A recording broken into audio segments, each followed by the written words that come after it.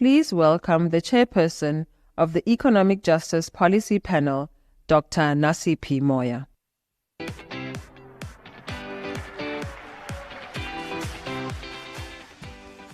Good afternoon.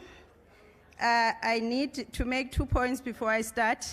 Delegates, one, we forgot the step for me to be taller than this. So if you see something floating, it's still me. Don't freak out. I'm still here. Secondly, to those who are contesting for the 150 T-shirts, I'm not saying Eastern Cape must win, but I'm just saying, good luck. Mr. President, Mr. Mashaba, members of the ActionSA Senate, delegates, distinguished guests, and fellow citizens, good afternoon. I would like to thank the leadership of the party to give me this opportunity to present on one of the very important policies in our party. I don't take the honor lightly. Ladies and gentlemen, please allow me to introduce myself. It often happens that when we speak about policy, we do not imagine the people we speak for. My name is Nasiphi Moya. I'm a 36-year-old born in the village called Mbikwana in Mthatha. I am a woman and I identify as female. I was born to 2 loving parents, but I was raised by my mother when my father passed at the age of 17. I come from a family that has moved far from what you would consider a nuclear family. I went to a mud school for 9 years, a township school for 3 years, and to a world-class university on NEFSAS. My education, talent, and hard work have helped me to access opportunities. However, that has not stopped me from being discriminated on the basis of my age, gender, and skin color. I am a South African. This is my country. I belong here.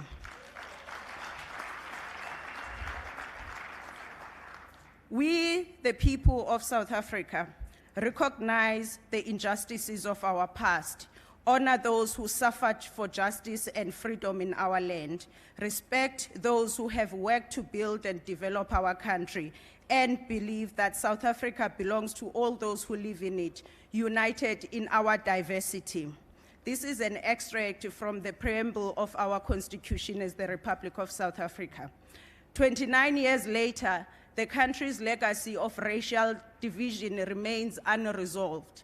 Instead, we are starting to see other divides and prejudices starting to manifest.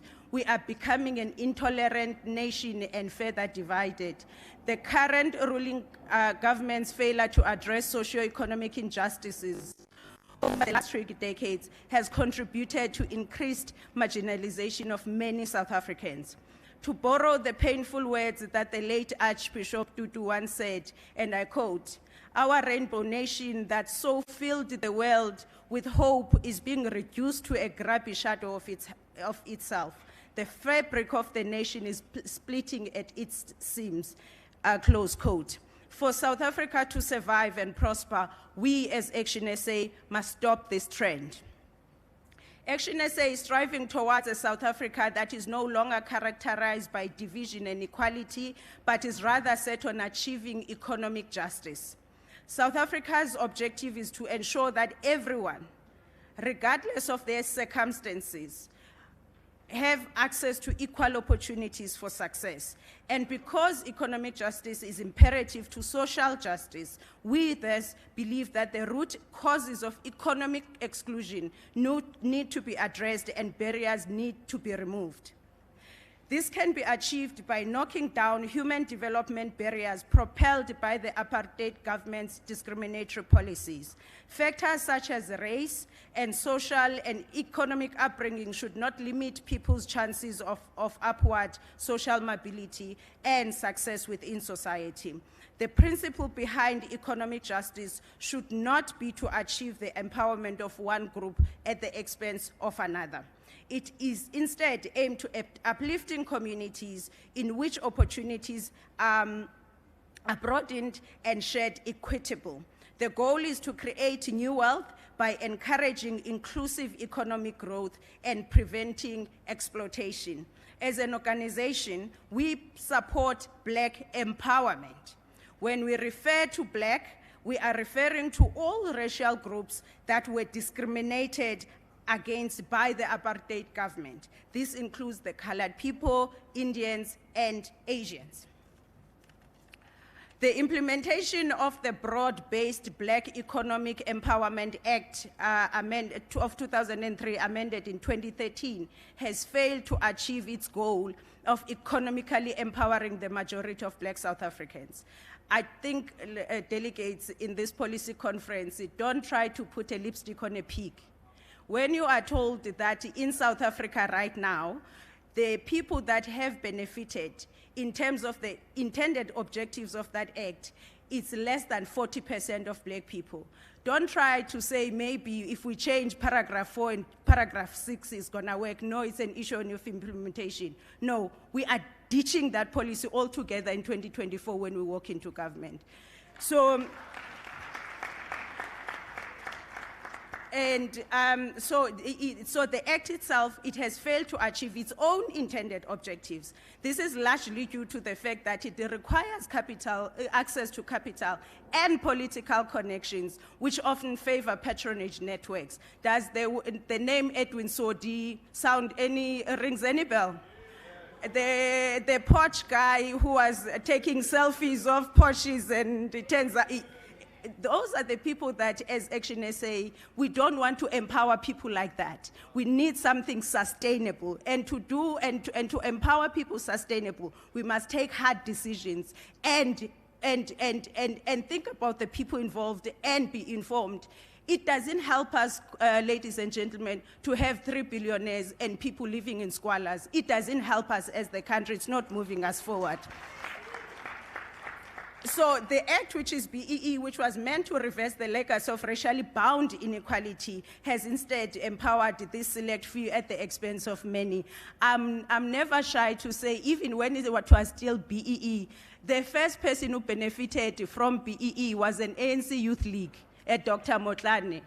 I'm not apologetic about that. So when we talk about political connectedness, that is a prerequisite for people in the current in government in South Africa. It needs you to have a membership number, which most of us didn't have. Some of us had previously. We didn't have those. As a result, we were on the outside. We want an economic framework that allows South Africans, not members of certain political parties. We want South Africans to be on the inside.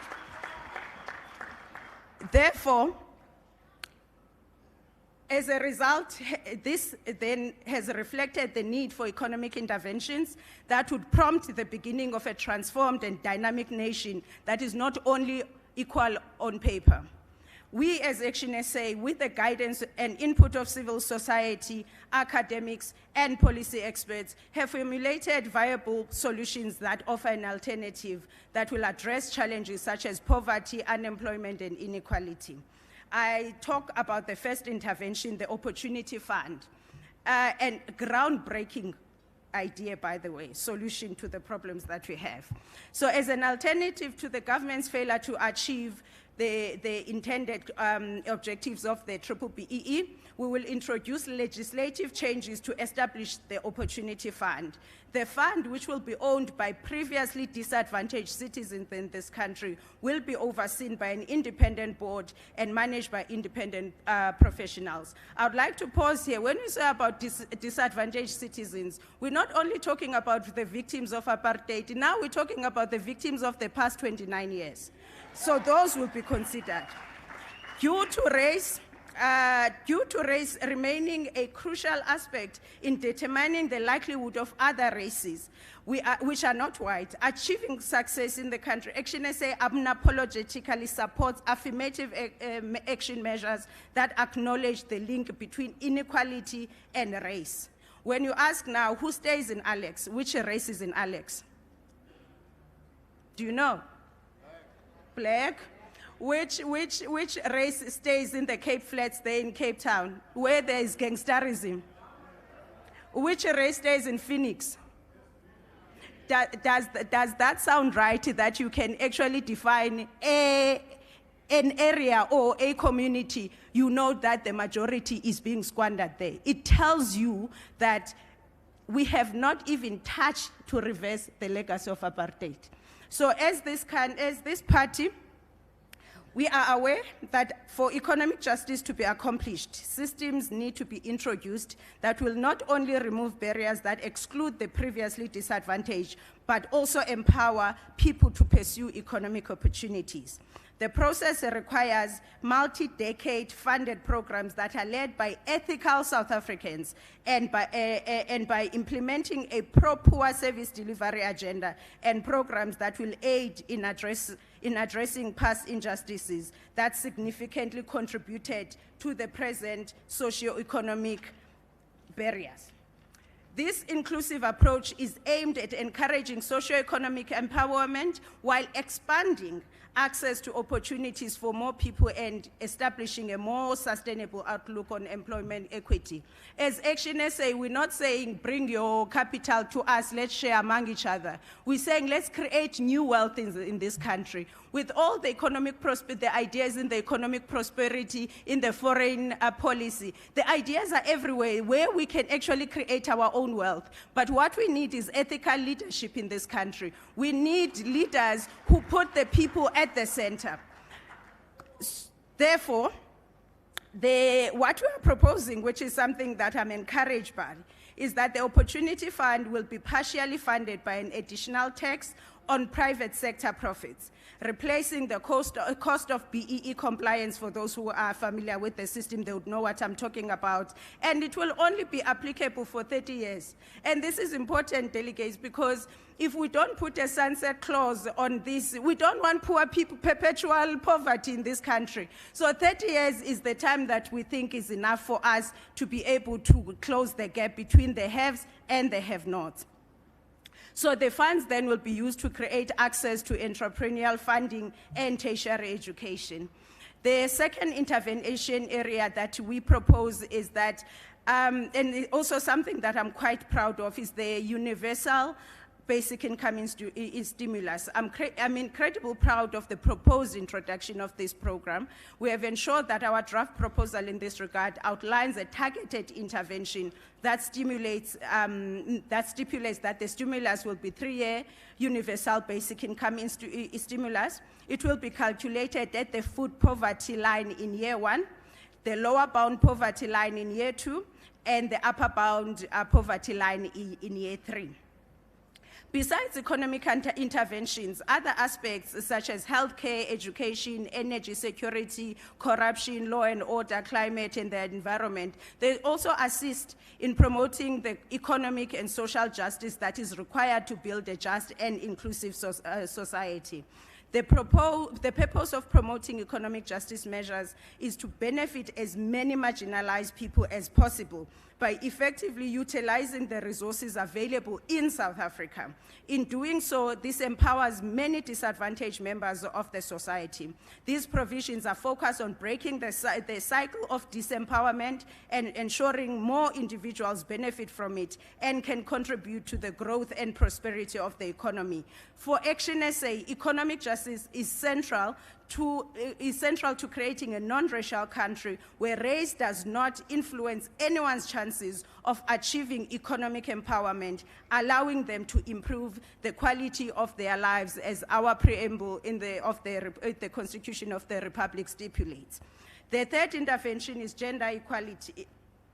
This also includes addressing structural barriers and the existing inequality between men and women, ending the discrimination and marginalization of the LGBTQIA+ members. And when I say that, ladies and gentlemen, my heart breaks, because there are men who are out there thinking that it is up to them to do what they call corrective rape. That you think you are this way, but we think you are the other way. And I think as ActionSA, we must always stand up for everybody's rights to choose their sexual orientation. And obviously, we need to offer support to individuals living with disability by introducing support programs. It is essential that society-level awareness campaigns that promote gender equality and gender justice are implemented. This includes having frank conversations that promote empathy and address outdated patriarchal and social norms. Other interventions, such as conducting policy reviews by using a gender lens to identify any policy principles and proposals that create gender injustices. It does not end there, ladies and gentlemen. Efforts include educational programs to address gender-based violence and placing light on the responsibility of men to reduce it. Men, are we together? Men in the OSA. It includes addressing the increase in fatherlessness by creating awareness about the importance of the presence of a father figure and implementing appropriate wage transparency to address gender pay gaps. We don't want our banyana team doing before a match because someone doesn't want to pay them what they are worth. The fourth intervention, and the last I will speak about, is the housing and land reform. As ActionSA, we believe that land reform is a critical part of achieving economic justice and needs to happen within our existing constitutional framework and aligned with the changing needs of South Africa's demographic makeup. We believe that the current approach to land reform and housing provision is rather outdated, poorly implemented, and it's costly. ActionSA's approach to housing provision is to expand access to affordable housing opportunities closer to economic opportunities. There's no point in giving me a land in Bikwana, in my home village, and tell me that the job is in Joburg. What's the point? I need a house in Joburg. And therefore, we believe that regarding the land reform, it is important that we consider how to give people access to land and property that is aligned with shifts in people's preferences for where to live while ensuring access to clean, safe, and inclusive living space. Land reform, ladies and gentlemen, can be accelerated immediately within the current constitutional framework, and the institutions responsible for land reform should be sufficiently qualified. Furthermore, ActionSA's presence in legislative bodies can be used to oppose any proposal to amend Section 25 of the Constitution to allow for expropriation without compensation. In conclusion, for economic justice to succeed, it is important to begin from the ground up by focusing on the root causes that have widened the gap, particularly in the last 30 years of democracy. For those who remember one of former President Thabo Mbeki's speech of the two nations, I think that was in 1998 when he was already complaining that we are becoming a country of two nations. And whatever he was talking about in 1998 has continued up until now. And I think it is, and I believe it is ActionSA's responsibility to do something in order to stop the widening gap. Therefore, it is important that we remove the structural barriers that have affected all marginalized communities, ranging from people living with disabilities to members of the LGBTQIA+ community and Black people who have all faced injustices. The end goal of these interventions is to create an equally empowered and inclusive society. Thank you so much, ladies and gentlemen.